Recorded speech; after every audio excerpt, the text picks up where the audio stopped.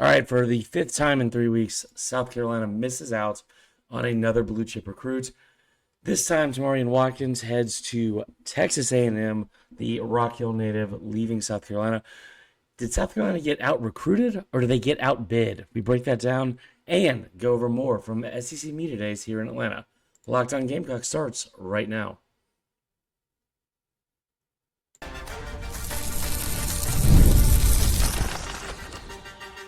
You are Locked On Gamecocks, your daily podcast on the South Carolina Gamecocks, part of the Locked On Podcast Network, your team every day.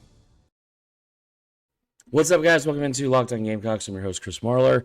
It is Tuesday morning. Hope everyone's having a great start to your day or whenever you're listening to this. And thank you for making Locked On Gamecocks your first listen each and every day. Shout out to our everydayers. Remember, we're a free and available podcast wherever you get your podcasts, as well as on YouTube, part of the Locked On Podcast Network, your team every day. Now, today's episode, we're going to get into some recruiting. We're going to talk more about SEC Media Days. There was an odd episode yesterday, just because, I don't think I've ever had to record that long solo around so many other people that were doing the same thing. So, I hope it was not too blabbery and sped up, because that's what it felt like. But we did have a really good day at Media Days talking to some of the players as well as Beamer, and we'll get back into that as well now that we're in the comfort of my own home. So today's episode, Tamarion Watkins, another 4-star, 3-star, depending on where you look, commits to Texas A&M yesterday over South Carolina. Rock Hill native, this has become a trend, and it's very frustrating. I think the easy thing to do, to be honest, it was my first reaction, was to text Billy Lucci of Tex Ags and say, how much did you guys give him? Like, what's the NIL package for that guy? Because that felt like that was a lock. I mean, a South Carolina native from Rock Hill leaving to go to College Station. Like, I mean, I'm not saying that they've put up a fence around the state by any means, but they've done a pretty damn good job of coming close to that, and that is what their intentions have been. So, you know, it just feels like thank God the Noah Clark commitment announcement happened, and it's kind of what we were alluding to a couple weeks back, because I don't think it's time to be concerned necessarily. I think it's just you're in a little bit of a rut, and a lot of guys that you thought you probably had an inside track on, especially with how familiar you were with the campus. I mean, listen, South Carolina recruiting this kid, his first offer was his 9th or 10th grade year to Charlotte. And then South Carolina came in, got him into camp, did their eval, offered him right off the bat in, I think, June of that summer. Then he started getting more Power 4 teams coming around, seeing the tape, hearing the stuff, hearing the hype, and more offers started rolling in. But, I mean, A&M didn't get involved until October, right? A lot of times it feels like, especially with the players who usually tend to stay home, the earlier you get in on a kid and start showing that kind of attention, from an early age, everyone's going to roll out the red carpet when they're 5 stars and they're 17, 18 years old, junior and senior year, and all that kind of stuff. Sometimes it resonates and hits deeper with some of these recruits if you were one of the first to offer, and South Carolina did that. So, I think there was also a little bit of not an issue, but just a difference in where he was set to play for both teams. He's listed as a safety. He looks like a defensive back. However, that being said, A&M pitched him on the idea of him playing linebacker at A&M. So, maybe you shouldn't be shocked. And again, I don't want to sit here and just completely throw A&M under the bus and not give them any credit and say, well, clearly they just went out and bought a player. But here's the deal. It's very hard, especially with the guys you've missed on over the last couple of weeks. PJ Dean, Carter Meadows. Now here, the safety from Samari Matthews from last week. It's not like you're losing out on those guys to Clemson or Florida or, teams like that. You've lost 5 recruits over the past couple of weeks, and you've lost them to Michigan, Texas, Texas A&M, and Georgia. And outside of Georgia, it doesn't feel like the other 4 probably stood as good of a chance at landing those players without their their NIL packages being involved. It like, and again, I'm speaking purely out of speculation, but we've all seen how A&M operates from a recruiting and booster and donor standpoint, and what they're trying to do with the NIL, and they're making a huge push. They're giving Elko the resources right now as he goes into year 2, and they have a really, really good class. But 6'4", 201 listed as a safety. That's a small linebacker, guys. It's a small linebacker. I mean, I don't. It's but some people really like A&M. Some people like. There's a reason why they get recruits to go there all the time. So I guess tip your cap to Mike Elko, and obviously staff don't stop recruiting, because that was one that felt like it was a lock, or at least a very heavy lean for a while. Then you started hearing over the weekend that might not have been the case, and things were changing differently and very quickly. And the mood went from being 70-75% confidence he's going to go to South Carolina, to all of a sudden over the weekend, oh man, this is like snowball effect or avalanche, like into, it feels like it's almost a done deal for him to go to A&M.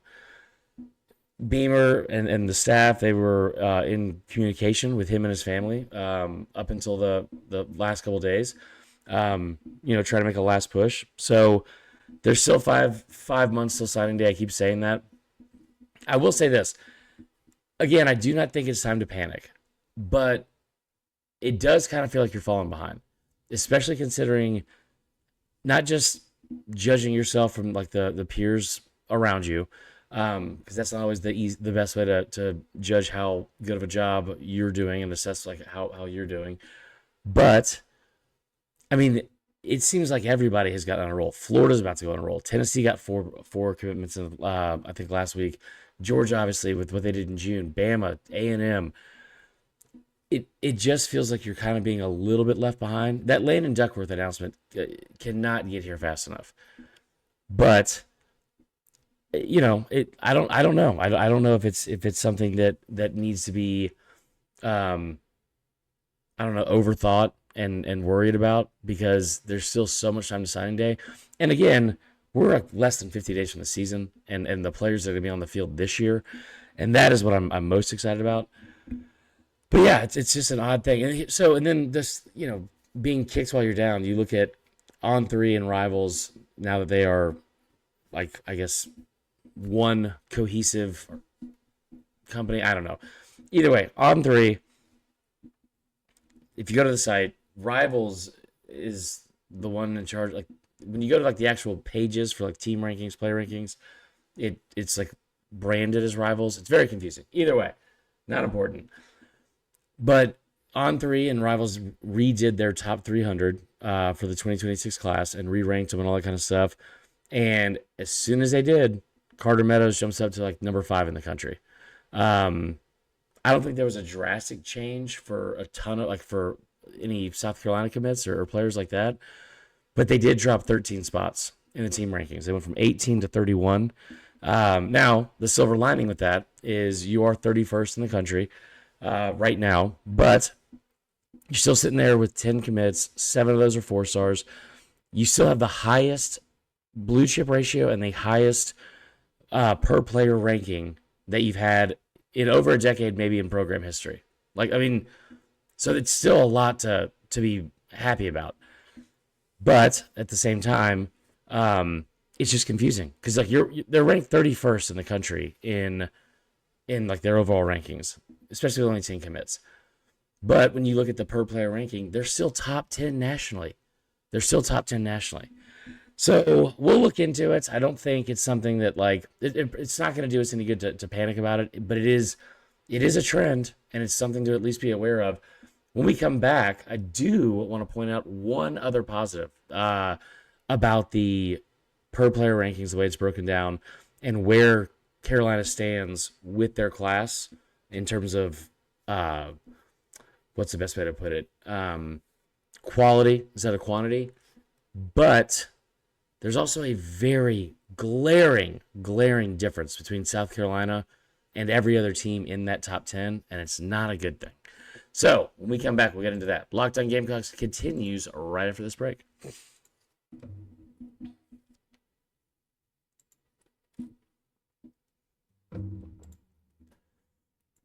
All right, welcome back in. Before we get back into the show, want to give a quick shout out to our friends at Game Time and the Game Time app.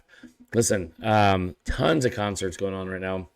By the way, at Media Days right now, it's a zoo, of course, and all the while, Beyonce is in like in Atlanta for like 4 straight nights, basically sharing the hotel. So the entire hotel is SEC Media and college football media and Beyonce superfans. It's quite the scene. But if you are trying to go see Beyonce or you're trying to go see anyone else that you want to see in concert this summer, you need to be going over to the Game Time app and using our friends as much as possible. Live music should never be about standing in line, waiting forever in the queue, trying to figure out if you're going to lose your spot in line to get tickets. What it should be about is making memories and not dealing with the stress of ticket shopping. That's where Game Time comes in, and they come in hot. Listen, they make getting concert tickets faster and easier than ever. Prices actually drop as you get closer to the actual show, and you can save up to 60% off with killer last-minute deals. I tell you what, my favorite thing about it is the all-in pricing up front. This day and age, the last thing I want to have is a surprise going to checkout with a bunch of fees and all these different things added on. Game Time does not do that. There's a reason why they're best with customer service and having everything you need at your fingertips. So take the guesswork out of buying concert and show tickets with Game Time. Download the Game Time app today, create an account, use the code LOCKEDONCollege for $20 off your first purchase. Terms apply, but again, create an account, redeem the code LOCKEDONCollege for $20 off your first purchase. All right, let's get back into the recruiting thing real quick, because I did, of course, look into some of the numbers, and there is one concern. There is one concern. And it feels weird. Like, it feels weird getting bogged down and losing another recruit. Like, just from like the way yesterday went. And I know this isn't like the same, obviously, for everyone, but like Beamer and Sellers and DQ and like they're all here in Atlanta. We got to interact with them and talk to them, and big smiles. Like, there's like everyone feels like this is a team that really could be legit and like I don't want to say elite, but they could be one of the best teams, if not the best team in the SEC, compete for a college football playoff and like compete at a level that they have not in this program's history. I brought this up yesterday. The confidence that every single person involved from South Carolina yesterday had was palpable. Like it was like the first thing you noticed, whether it be from Beamer or Sellers or anyone. Like, I mean, it was wild to watch. Just like how comfortable in their own skin and sure of themselves every single person that got behind the mic from South Carolina was. So, that being said, it was weird that like after that, fun and like rush and excitement kind of dies down, then you look on Twitter and it's like, oh my gosh, they lost another commit. The thing I noticed the most, because again, it's hard not to look at and assume why somebody would go to Texas A&M. There's a lot of people that like Texas A&M, guys. There's a lot of people. There's a lot of Billy Lucci is a normal guy. The guy that runs Texags, normal guy. Dan Campbell, head coach of the Lions, seems like a pretty good dude. I wouldn't say normal, pretty good dude. Both those guys, love him to death. Went to Texas A&M. I feel like they're in the minority of people that go to that school that I would want to be around. I mean, it is. We kind of joke around about this, but it's very cultish. And, to each their own. They love it. So that's for them, not for us. But it is shocking when you see 17 and 18-year-old kids, especially from across the country, show up at a place where their biggest tradition is the yell leaders and all the weird hokey stuff, that they do as a fan base, as a program, all that stuff. I mean, it's an incredible environment. Kyle Field is one of the best stadiums and atmospheres in the entire country, obviously. It seems like a great place to play, and Elko seems like he's doing a great job in the recruiting aspect of it. But leaving all the way across the country to go to A&M versus South Carolina, it's hard not to hear that and say, wow, I wonder what amount of money they came in and gave him. And maybe I wouldn't speculate and assume that much on like this specific player if it wasn't for the track record and the history we've seen with A&M. I mean, especially under Jimbo. Keep in mind, guys, A&M is the team that still has the highest rated recruiting class in the history of recruiting. They had 9 5-stars in that 2021 class, or 2022 class. So obviously there's a track record for it. Like the money's not real. Like you saw what they did with Jimbo's buyout, but you also don't need to have sour grapes about it necessarily because it's not illegal. This is just the way college football is now, and especially now with that rev share, it's not like you don't have some access to resources to try and at least compete with that. Now, when I look at the 4 and 5-star blue chip rating that I brought up earlier, right? It's a really good sign that when you talk about the per player ranking, how good of a job they've done in terms of getting that class being 31st overall, but 10th in per player ranking. The quality over quantity thing, we love it. But there's another little metric and number that's right, that's listed right next to that, and that is the NIL average. And we don't know if these numbers they're not exact, they're not being reported and figuring out what every single player is being offered or made or anything like that. But it is the average of what the valuation of those players are, and on pretty good authority, what the going rate and the consistent amount that has been paid or given to those players from each school. And when you look at that number, South Carolina is nowhere close. Like comparatively, or compared to every other team in that top 10, nowhere close.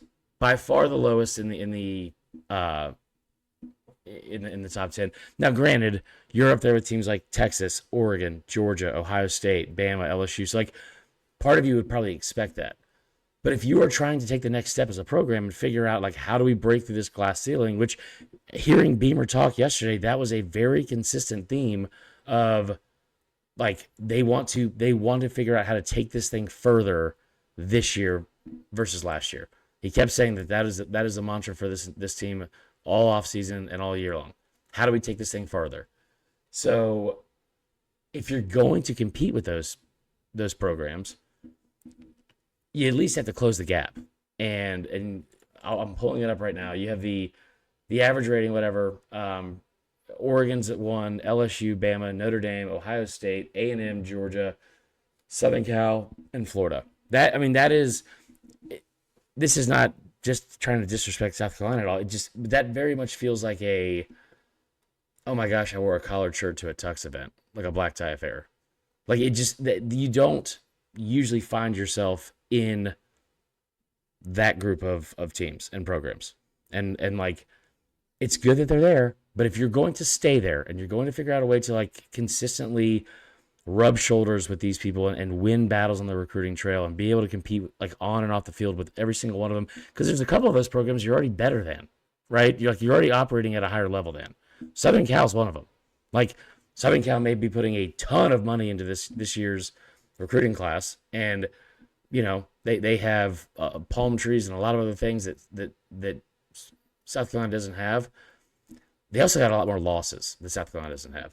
So there's a couple of these teams you feel like you've already in a good position where you can move past or be better, or at least be on the same level as them. But when you look at the NIL and the average NIL for each player, I'll start at the top. So Oregon, $252,000. LSU, $187,000. Bama, $177,000. See if we can do this in order. I'm already out of order. Never mind. Georgia, $191,000. Southern Cal, $170,000. Then you have, after that, Miami's right behind you, so that's $170,000 as well. Then it drops down to Ohio State at $145,000. Then it hovers around about the $100,000 mark. A&M is $102,000, which feels like a lie. Notre Dame, $98,000. Florida, $96,000. And then South Carolina, $69,000. I don't know what the answer is. And Beamer talked about it, and it's nothing. I don't think it's anything that's a surprise to people. Is you're not going to get into bidding wars for recruiting classes at South Carolina. I mean, you will go out and pay great players, but, like, what they're selling here is not, like, something you can tangibly buy, right? Like what a lot of programs are selling now is selling you actual money, like an actual sale and transaction, like for goods and services for you to come there for 2 to 3 years. That is not where this discussion starts with this staff and this program. And Beamer is very adamant about it. And again, this is not a surprise or a secret to anybody. Like we could all see how this thing has been built and operated, like in his, going into his 5th year, and you could immediately assume like South Carolina is not going to go out there and throw out millions of dollars on a recruiting class like even an Auburn team would, right, or an Auburn program would, an Ole Miss, or like things like that. They want to have players that want to be here, that are going to buy into the program. And then, by the way, once you are, yeah, of course they're going to take care of you. I mean, look at Lenoris, the $2.7 million. Look at Dylan Stewart, right? But they want to make sure that like the players that are here because they want to be here first and foremost. And that is like a vibe that I feel like is not very prevalent around the country right now, but it's very, very noticeable for South Carolina and the players involved. So I don't know what the answer is. I don't know if you need to elevate that, maybe like bring the floor of what the NIL deals would be worth. But I also think it's a little bit ridiculous because, I mean, it'd be awesome if Carolina could finish with a top 10 recruiting class and have the best recruiting class in program history and all those things. We'd feel warm and fuzzy inside and it'd be great because, after the 9 wins last year and Lenoris is coming back and this team could really do some things. And now look at what we're doing on the recruiting trail. It's like, man, we're really like consistently moving forward in a positive direction to like take the next step as a program. But if we're doing that at the risk of, hey, let me shell out a ton of money for 17 and 18-year-old kids that are unproven, and as you saw with even last year's class, probably not going to get on the field right away. So, why would we do that? Why?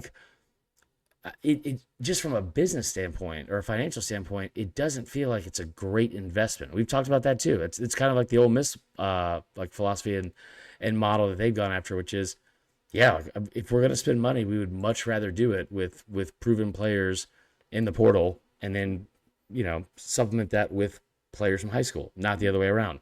Because if you are throwing around 6-figure deals to kids that are 18, do you guys remember what it was like when you were 18? I mean, that is a dangerous game and a slippery slope. So some teams are doing it, but I don't think South Carolina is going to be in the market for that. Okay, that is all for the recruiting. When we come back, I want to go over a couple of quotes that I either didn't bring up yesterday or either just slipped through the cracks. But there were several things that were said outside of what Beamer said at the podium that I thought were really, really great comments from Lenoris and some of the other guys. So we're going to get into that as soon as we come back.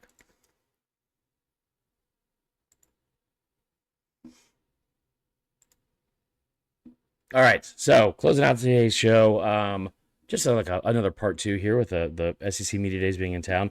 I got to go shower and get down there at some point and hear Kirby and the rest of those guys speak today. But listen, I kept saying this yesterday over and over and over again. It just felt like the confidence that Beamer had going into year 5 at this, it was just so noticeable. It just he had command of the room. He had command of what he was doing. He was funny. He was personable.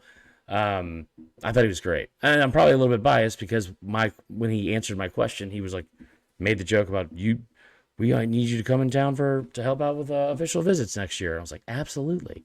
I'll rattle off as many stats as possible if we can start bringing in even more recruits. But no, like it was very noticeably different than in years past. Because like Beamer's always been like funny, charismatic, and like liked with the people around him. Maybe not with like the rest of the SEC and other fan bases, but like with his own team, all the video stuff they do, all the social media stuff they do, like it's very he is not making a bunch of like hokey cringe crap that his team is laughing behind his back at, right? Like it's very, very obvious. But one of the things he said yesterday, and I think I brought it up on yesterday's show, he kept saying, how do we take this further? Like that's our mantra. And when talking about getting into a position to compete for a championship, and he got really upset with Paul Feinbaum because he kind of hinted at the fact that like, but is South Carolina ever going to be able to win a championship? And he's like, it pisses me off when people say that. We all know the history. We all know the history, right? So I get it. But if we're judging the future based off of the past, I mean, like, it seems like a pretty dumb thing to do with some. Like, listen, I'll give you an example right now. LSU, before LSU became this juggernaut in 2000, before Nick Saban got there, they had 8 losing seasons in the 11 years prior to that. I'm not saying that Beamer is Nick Saban, but I am saying that, like, sometimes it takes the right guy to come in and figure out, like, how to get this thing operating at the highest level and have everything click. And I don't want to get, be a person of the moment because of last year or anything like that. This year is a whole other story, but, like, it does feel like that's what Beamer's have been able to do so far. And the idea that South Carolina can't compete for championships. This was my favorite quote of the day. My favorite quote of the day. They asked DQ Smith, before they had they reeled off like the 6 straight wins. Like, did the team know that they were capable of doing that? Or, that they were going to be good enough to, like, maybe compete for a college football playoff spot? And, like, think about how ridiculous that question is in the first place. Like, hey, you guys are all competitive athletes and playing at the highest level. When you guys won those 6 straight games and were still dismissed from the playoff committee and kept out, like, as early as possible from ever being able to make the field, did you guys think you were good enough to do it? Yeah, man. We just beat 6 straight teams. We beat 4 ranked teams during that. We had the longest active winning streak of any team in the SEC. That team Vanderbilt that, like, Bama lost to and Texas only beat by 3, we beat them by 21. Mizzou, another come from behind victory. Oh, A&M, the team that was 7-1 in top 10. Yeah, we beat them by 24. Oh, Clemson, they actually made the playoff. But yeah, beat them again. Second time in 3 years in their place, on their field, on their tiers. So the answer that DQ Smith said, which was, it was a little bit surprising, but he said, we knew before the season started going into fall camp that we were good enough to make the college football playoff. And you could kind of see the guy, like, make a face, like he was like, oh, okay, like, we're just sure. And he's like, people kind of, like, laugh or scoff when we say that, but, like, that's exactly how we felt about what we had, right, on that team with like, all the pieces, like, the pieces we had, the players, like the guys on defense, all that kind of stuff. That's how we felt going into the season. That's why they were so disappointed the way the first 6 games went and how some of those games got away from, like, the Ole Miss game and obviously LSU and all that kind of stuff. But when he said that, and the guy kind of scoffed, he goes, I mean, we were 1 game from being in the college football playoff. Like, it's like this crazy thought. Like, there's no way South Carolina could compete for a championship or actually win a title. Yeah, they're like 1 bad call, like, away from last year being able to do that. I mean, like, that win or the Bama win, like, they are. And let's also keep in mind, like, the Clemson game was dramatic, obviously, sure. Like, Missouri was too. But some of those other games, they didn't really leave a lot of doubt. Oklahoma, A&M, Mizzou, I mean, they weren't just, like, scraping by. So, yeah, I mean, like, the idea that they can't do this when they were that close to being able to do it a season ago is kind of ridiculous. And the quote from Lenoris, which was very similar question somebody asked him at a different podium, and he's like, yeah, I think we can compete for championships. I mean, he's like, we were like 5 plays away from doing it last year. We were like 5 plays away from playing for a championship last year. And I think that he said something along the lines of, like, which I think we would have been able to win. Now, I don't know about all that. Ohio State was an incredible team. But I will say that what he said is completely accurate. And again, the idea that this team and this program is, like, cursed and they're just not going to ever be able to compete for championships. What Lenoris said. I mean, say it louder, man. They were 5 plays away from doing that. And then the other part that he brought up after that, which was, I thought, also a good point, is this year, or if they had a chance to do it over again with, like, how they were able to play down the stretch and like the way they were able to grow up, in real time, I don't know if they would have made those 5 mistakes. Like, I don't know if Lenoris fumbles as much as he does. I mean, he didn't. He had 9 fumbles in the first 6 games. He had 2 in the last 6. And keep in mind, in the first 6 games, he also missed one of those games, one and a half of those games because of injury. I mean, that team was as much veteran leadership as they had. They were still very young, and watching them grow up in real time to be able to like perform at that level, you still have so much of that core coming back. So yeah, I mean, like 5 plays away. I don't know what the 5 plays would be, and I also every time I say it, I feel like I'm like the honest, objective person in me is also like, well, let's also not forget about Old Dominion because that could have been a loss, but that's how close they were last year. And now you go into this year and you have a few things that no one else in the SEC has, like the continuity from the coaching staff and lack of turnover. And again, most importantly, like guys, this media days. Usually it's every team brings their quarterback, and then or offensive skill guy or whatever, like big like draft prospect. I'm looking at these sheets and I'm like, who are these people? Like obviously like I knew Carolina, I knew LSU, but Ole Miss was like Austin Simmons. I don't know the other two. Vandy, Diego Pavia. I don't know the other two. Georgia is bringing Gunnar Stockton. Dalen Everett is a defensive back. Tennessee, I no clue. Texas obviously bringing Arch. But yeah, it's like, and I bring that up because of the fact that this year there's a lot of talent at the quarterback position. There's a lot of talent there in the SEC, but there is so much unproven and untested and new starters that are gonna have to break in. I think it's over 60%, I believe. I know it's over half of the quarterbacks that are going to start this year did not start at their current school a year ago. This is their first year starting at their current school.